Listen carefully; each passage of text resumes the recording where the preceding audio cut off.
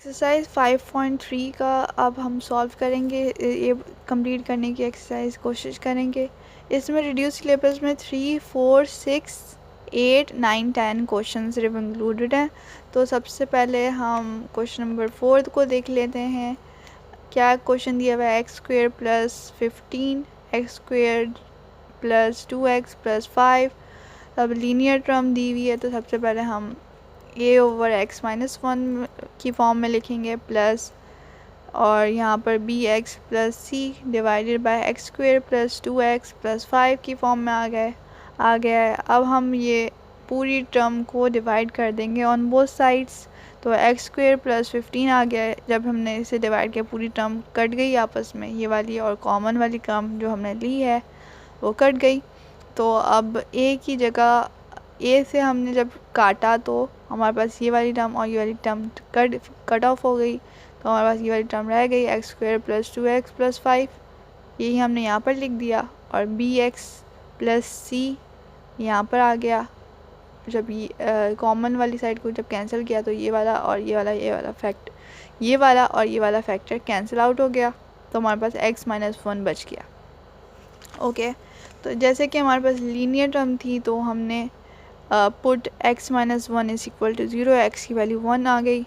तो 1 equation number 1 हमने इसे 1 कह देते हैं, 1 के अंदर पुट कर दी, 1 के अंदर पुट कर दी। तो हमारे पास 1 का स्क्वायर प्लस 15।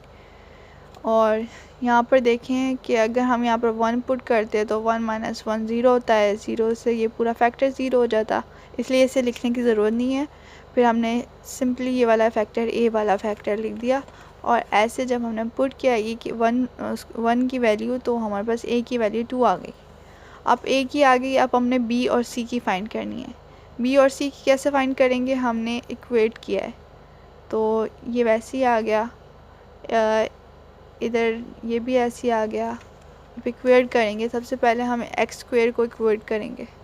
तो एक्स स्क्वेयर को जब इक्वेट करेंगे a प्लस बी इस इक्वल टू, यहाँ पर एक्स स्क्वेयर है और इसका जो कोफिशिएंट की वैल्यू है वो है 1, तो a plus B is equal to 1।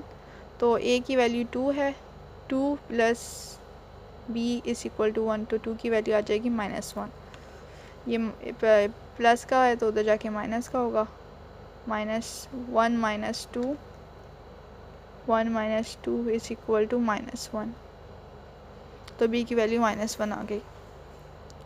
अब हमने x की वैल्यू देखनी है, तो 2 कोफिशिएंट यहाँ पर दिया हुआ है, तो 2a प्लस नहीं माइनस होगी, क्योंकि यहाँ पर माइनस का साइन दिया हुआ है, minus b plus C is equal to 0, क्योंकि यहाँ पर x की वैल्यू नहीं दी हुई। तो अब हमारे पास a भी है, a 2 है, b -2 है, तो c की वैल्यू हम फाइंड कर सकते हैं। तो c की वैल्यू क्या आएगी? -5।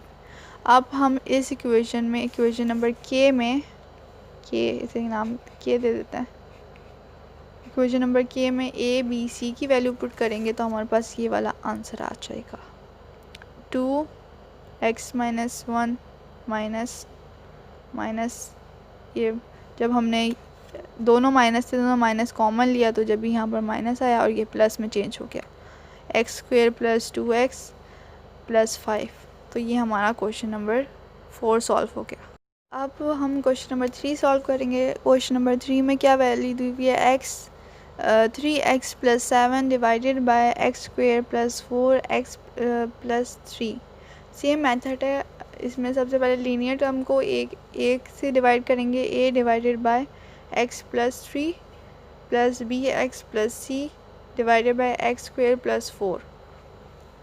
अब ये पूरी टर्म को कॉमन लेंगे ऑन बोथ साइड, तो ये पूरी फैक्टर जो कॉमन टर्म ली थी उससे कट जाएगा। तो हमारे पास 3x प्लस 7 आ जाएगा। फिर उसके बाद a से करेंगे, a से जब करेंगे तो ये वाला फैक्टर x प्लस 3 वाला फैक्टर x प्लस 3 वाले फैक्टर से कट जाएगा, तो एक्स स्क्वेयर प्लस 4 बच जाएगा यहाँ पर। और बी एक्स प्लस सी वाले फैक्टर ऐसे ही आ जाएगा, और एक्स स्क्वेयर प्लस 4 वाला फैक्टर एक्स स्क्वेयर प्लस 4 वाले फैक्टर से कट जाएगा, तो हमारे पास यहाँ पर आ जाएगा x plus 3।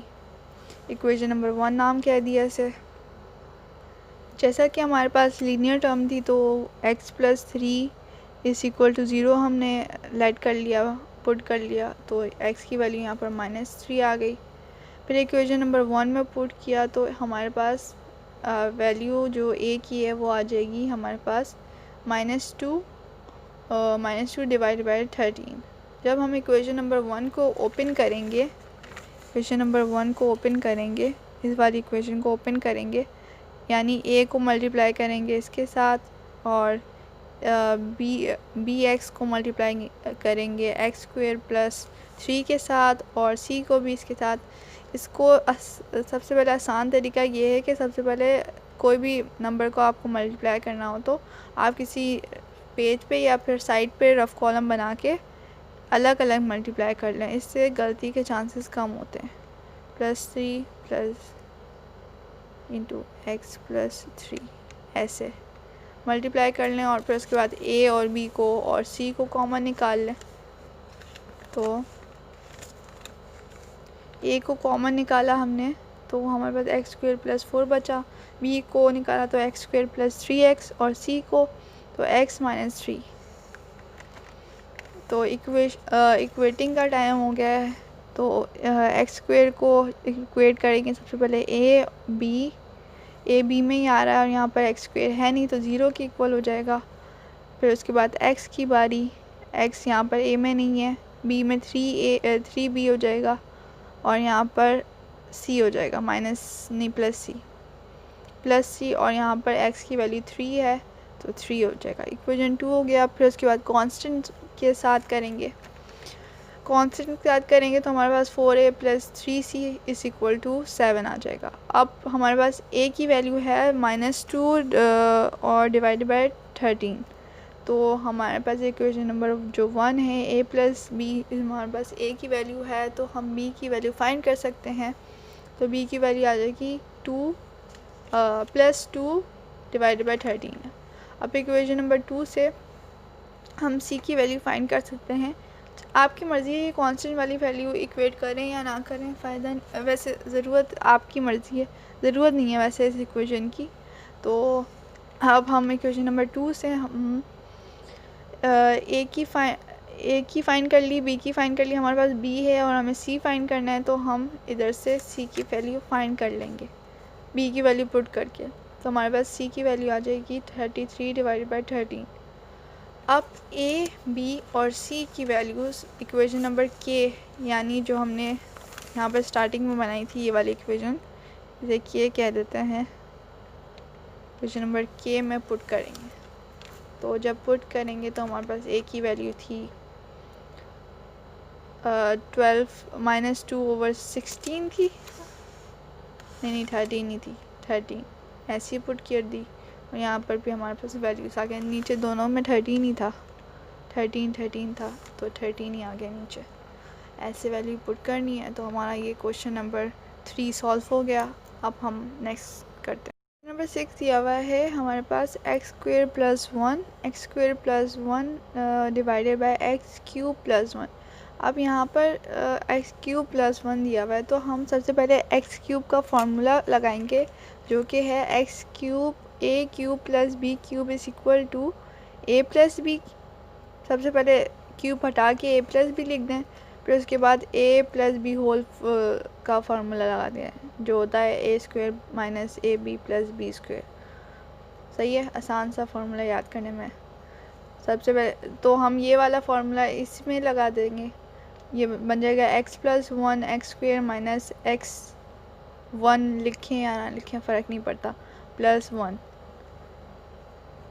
Plus B square था ना तो 1 का स्क्वेयर 1 ही होता है।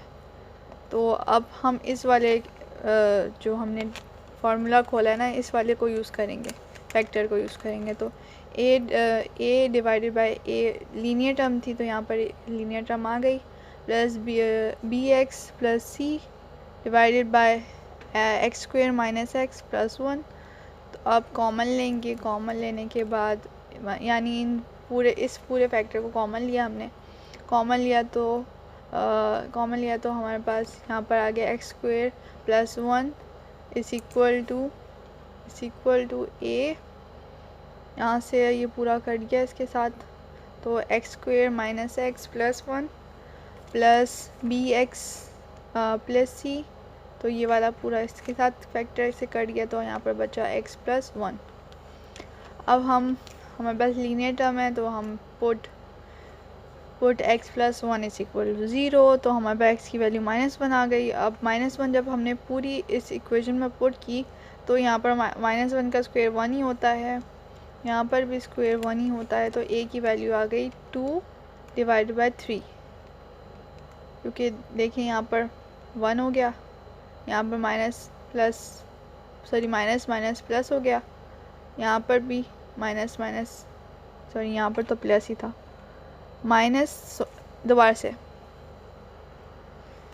यहाँ पर -1 का स्क्वायर 1 हो गया, यहाँ पर 1 माइनस माइनस प्लस होता है, प्लस 1, यहाँ पर प्लस 1 ही है, ये 3 के इक्वल हो गया, तो ये यहाँ पर 2 हो गया, 2 इज इक्वल टू 3a, तो यहाँ पर 2 divided by 3 is equal to a आ गया, a की वैल्यू आ गई। अब हम इक्वेशन नंबर 1 को ओपन करेंगे तो हमारे पास ये वाली वैल्यूज़ आ जाएंगी, a की, b की और c की। आप ओपन करके देख लीजिएगा अलग पेज पे, और फिर ये आ जाएंगी आपके पास सेम वैल्यूज़। तो सेम वैल्यूज़ आ गए, आप इक्वेटिंग करेंगे, इक्वेटिंग a को किया तो हमारे पास a plus b is equal to 1 आ गया, b की वैल्यू हमने सबसे पहले एक्स स्क्वेयर को इक्वेट किया, एक्स स्क्वेयर को, फिर उसके बाद x को, फिर उसके बाद कांस्टेंट वैल्यू को, सही है। तो हमारे पास ये वाली वैल्यूज़ आ गई, a की वैल्यू थी, हम b फाइंड कर सकते हैं, यहाँ से b की वैल्यू आ गई 1/3, फिर उसके बाद c की वैल्यू हमारे पास आ गई इक्वेशन नंबर 3 से, क्योंकि a हमारे पास था, 1/3 आ गई, फिर हमने इक्वेशन नंबर k में पुट की, हमारे पास आंसर आ गया। अच्छा, क्वेश्चन नंबर 8 में देखें, सबसे पहले इधर पावर 2 है, तो इसे हम सबसे पहले लीनियर फॉर्म में लिखेंगे, x-1, फिर उसके बाद x-1 की power 2 plus cx plus D divide by x square plus 2 हो जाएगा, ये इक्वेशन नंबर k कह दें नाम। फिर उसके बाद हम कॉमन लेंगे, कॉमन लेने के बाद ये आपस में सारे कट जाएंगे, तो यहाँ पर 1 बचेगा, और फिर उसके बाद यहाँ पर जब इन कॉमन लेंगे तो a is equal to a की जो वैल्यू बचेगी वो होगी x-1 x square plus 2, b की होगी एक्स स्क्वेयर प्लस 2, और cx ऐसे ही बच जाएगा क्योंकि इसके साथ कट जाएगा आपस में ये सारे, नहीं bx होगा x-1 बचेगा इसके साथ, और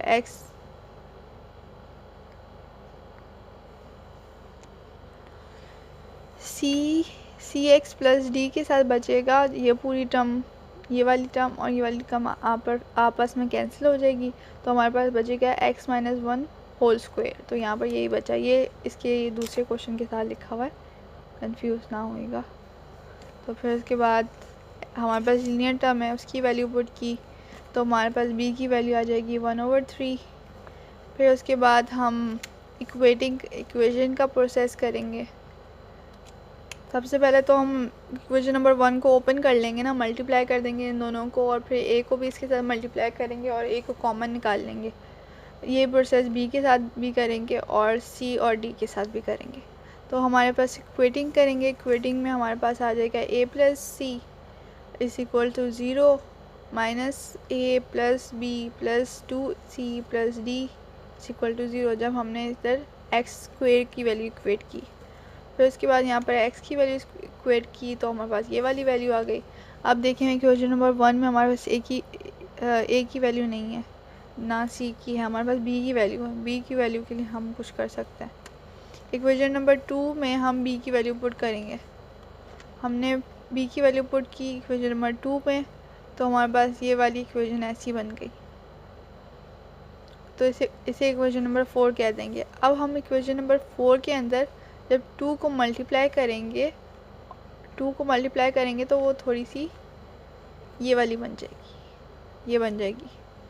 और जिसकी हमने मल्टीप्लाई 2 क्यों किया, क्योंकि हमने यहाँ पर 2 था, इक्वेशन नंबर 3 में 2 था, तो हमें कैंसिल करना था a को।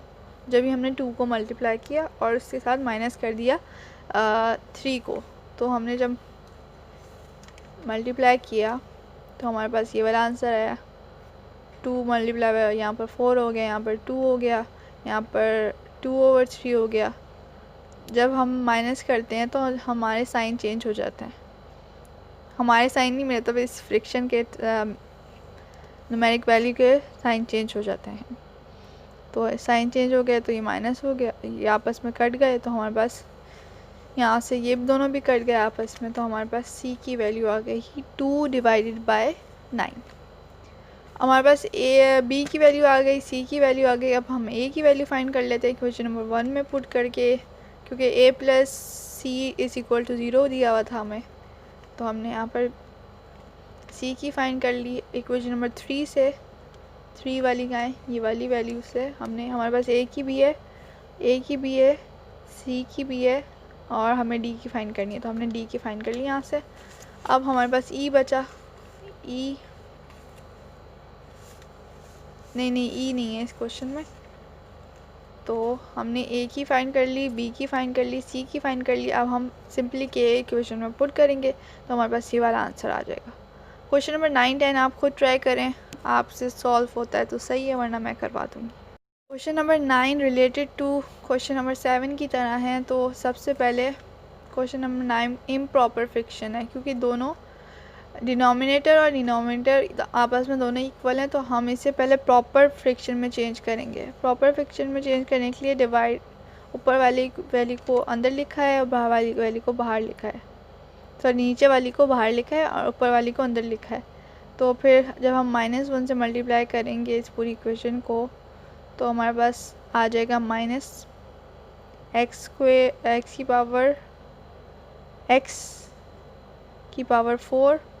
पहले हमने इसके साथ मल्टीप्लाई कर दिया, इसे -1 को मल्टीप्लाई कर दिया -x⁴ के साथ, फिर उसके बाद हमने -1 के साथ किया, तो साइन चेंज हो गए, ये दोनों आपस में कट गए, तो हमारे पास नीचे 1 बचा। अब इसका फार्मूला होता है quotient plus remainder over divider.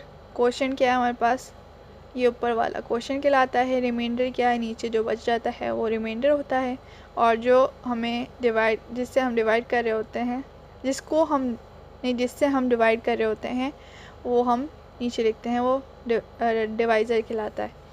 अब हम इस इक्वेशन को लेट कर लेंगे। अब हमने इस इक्वेशन को लेट कर लिया, अब हम इस इक्वेशन के अकॉर्डिंग सॉल्व करेंगे। ये ओपन होगा a + b a - b के फार्मूले से, तो हम इसे वैसे ही खोलेंगे और फिर इस इक्वेशन को यहाँ पर, ये पुरानी इक्वेशन का ये, फिर हम इस इक्वेशन को उस वाली इक्वेशन को खोल लेंगे, a + b a - b के फार्मूले में खुल जाएगा वो। अब फिर उसके बाद हम ये देखें माइनस वाला है ना, और ये अलग से भी खुल रहा है, माइनस वाला अलग से भी खुल रहा है। अब हम इस इक्वेशन को खोल लेंगे, क्योंकि उसके बीच में माइनस है, तो a - b a + b के फार्मूले में आ गया है, और यहाँ पर भी माइनस है, तो दोबारा इसे हम a - b a + b के फॉर्म में चेंज कर लेंगे। अब ये हमारे पास इक्वेशन बन गई। अब हम दो लीनियर फॉर्म को लिखेंगे नीचे, और एक आ गई हमारे पास डबल फॉर्म, तो उसे वैसे सेम मेथड से सॉल्व करेंगे, फिर उसे मल्टीप्लाई करेंगे, b a c को मल्टीप्लाई करेंगे उनकी जो वैल्यूज़ के साथ। पहले इन दोनों को मल्टीप्लाई कर देंगे, फिर उसके बाद इसको a को इन सब के साथ मल्टीप्लाई करेंगे, फिर a को कॉमन निकालेंगे। कॉमन अभी नहीं निकालेंगे, अभी तो हमारे पास दो लीनियर है, दो लीनियर से हम वैल्यूज़ फाइंड कर सकते हैं। तो 1 - x = 0, x की वैल्यू 1 आ गई। हमने 1 से 1 की वैल्यू निकाल के हमने ए की वैल्यू फाइंड कर ली, 1 से हमने ए की वैल्यू निकाल ली, ए की वैल्यू 1/4 आई है। बी की वैल्यू जो है फिर उसके बाद हमारे पास 1 + x है, तो 1 + x 0 के इक्वल रखा है, तो x की वैल्यू -1 आ गई। x की वैल्यू जब -1 आ गई तो b की वैल्यू हमने निकाली 1/4। अब c बाकी है, c के लिए हमें लंबा चौड़ा काम करना पड़ेगा। हम ओपन करेंगे इक्वेशन नंबर 1 को जो हमने बनाई थी, उसे खोलेंगे तो हमारे पास a b c की वैल्यू हमारे पास आ जाएंगी।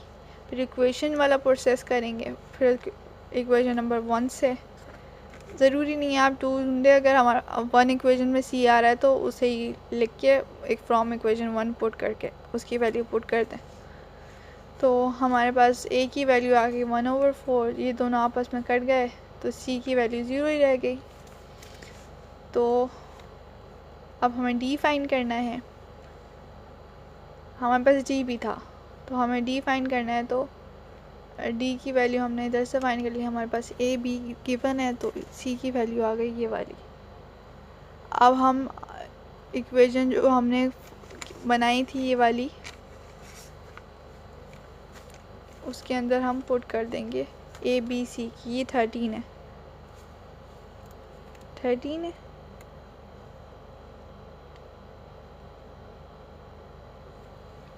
नहीं यहाँ पर आएगा b की जगह 1 आएगा,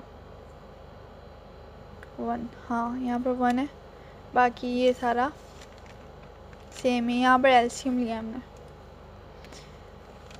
इसकी भी सेम, इधर बस हमने फार्मूला खोलना है a + b a - b वाला, और यहाँ पर भी खुल रहा है क्योंकि यहाँ पर भी माइनस आ रहा है, तो ये आप खुद ही सॉल्व करेंगे।